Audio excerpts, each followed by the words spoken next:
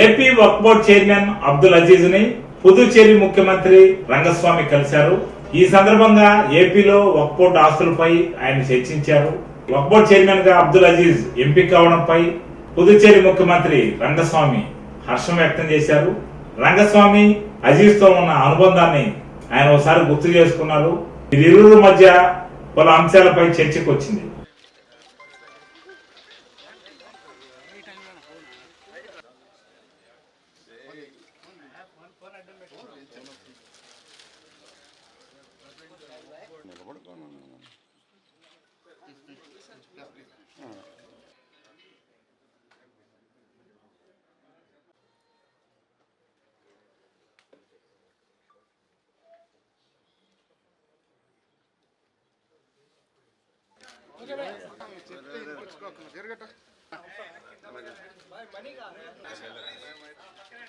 ఈరోజు all India NR Congress అధినేత రామస్వామి గారు పాండుచేరి ముఖ్యమంత్రి.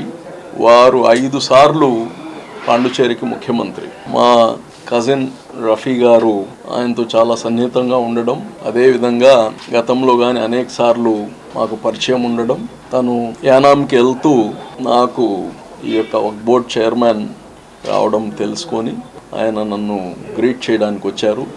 ఇట్స్ జస్ట్ ఫార్మల్ ఏం కాదు, ఇది ఒక సన్నిహితంతో వచ్చిన ఒక కార్యక్రమం మాత్రం. సో ఆయనతో కలిసి బ్రేక్ఫాస్ట్ చేసుకున్నాము. కొన్ని మా చంద్రబాబు నాయుడు గురించి కానీ చాలా గొప్పగా చెప్పారు ఆయన. నాకు ఎప్పటి నుంచో తెలుసు ఆయన అడ్మినిస్ట్రేషన్ బాగుంటుంది, మీ రాష్ట్రం బాగుపడుతుంది అని కానీ చెప్పారు. చాలా అనుభవమైన వ్యక్తి. సో అటువంటి వాళ్ళతో కలవడం, వారు కానీ ఇప్పుడు బీజేపీతో ఎన్డీఏలో ఉన్నారు. సో నిజంగా వాళ్ళందరితో కలవడం చాలా సంతోషంగా ఉంది. మరి యాజ్ ఎ కట్టసీగా ఇక్కడ వచ్చారు, మేమందరం కానీ ఆయన్ని గౌరవించుకున్నాం.